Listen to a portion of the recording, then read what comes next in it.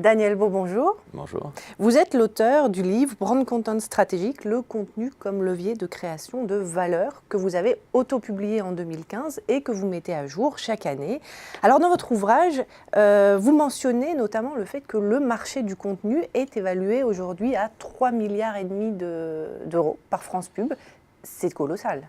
Oui, mais en fait, c'est plutôt sous-estimé parce que l'évaluation de France Pub 2018, elle prend en compte uniquement les médias propriétaires, hein, c'est comme ça qu'ils calculent, donc blog, réseaux sociaux, etc., et uniquement ce qui est sous-traité à des agences.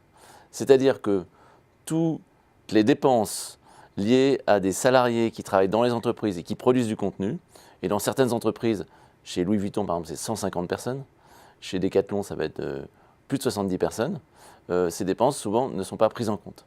Donc on peut dire que le marché il est plutôt bien supérieur à 4 milliards d'euros. Alors c'est assez prometteur. Quelle est votre vision du brand content ? Alors d'abord, c'est vrai que le contenu, tout le monde en a besoin. J'ai fait une étude cet été sur les salles de cinéma indépendantes.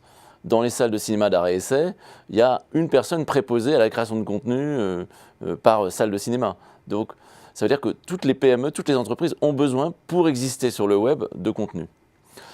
La vraie problématique qui est posée dans ce livre Brand Content Stratégique, c'est de bien distinguer ce que c'est que le contenu stratégique du contenu opportuniste ou tactique. Alors qu'est-ce que c'est ? Alors, le mieux, c'est peut-être de prendre d'abord un ou deux exemples. D'entreprise, oui, voilà, qui illustre... Par exemple, Havana Club a développé du contenu stratégique depuis plus d'une dizaine d'années, notamment en lançant une initiative qui s'appelle Havana Cultura. Havana Cultura, c'est un site qui recense des artistes cubains, musiciens, photographes, peintres, etc.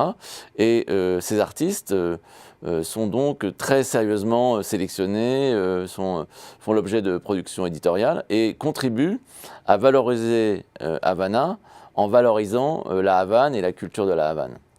Ce que je veux illustrer à travers cet exemple, c'est d'abord la durée. Ça fait plus de 10 ans que cette initiative existe. Et ensuite, c'est vraiment lié à l'image de Havana Club.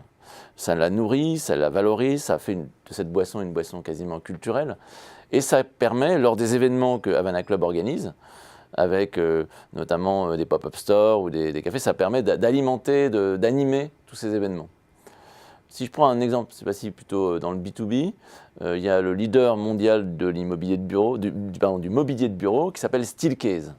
Steelcase a depuis plusieurs années à la fois un showroom, parce que d'une certaine manière un showroom c'est aussi une visibilité du contenu, ils montrent leur mobilier en situation, et ils ont un magazine qui s'appelle 360 degrés qui est extrêmement bien fait sur la vie au bureau et la façon de s'asseoir et de tenir des réunions et d'exister dans le bureau. Ce contenu là aussi, il a plusieurs années, il donne du sens, il développe le business, il donne du sens à l'entreprise. Alors qu'est-ce que vous diriez quant à la recette d'une stratégie de contenu réussie ? Alors, il y a plusieurs choses à soigner. La première idée, c'est de choisir des thématiques qui soient attractives, qui soient en lien avec l'univers de la marque et qui aient un potentiel génératif, c'est-à-dire qui permettent de générer des nombreux contenus dans la durée. C'est qu'on développe une bibliothèque de contenu, pas un contenu isolé, mais vraiment une bibliothèque de contenus, qui sont d'ailleurs réutilisables, parce qu'un contenu ne doit pas être jeté. Un des gros défauts qu'on observe dans le marché du contenu, c'est le fait qu'on nourrit l'ogre Google ou l'ogre Facebook, et avec des contenus jetables.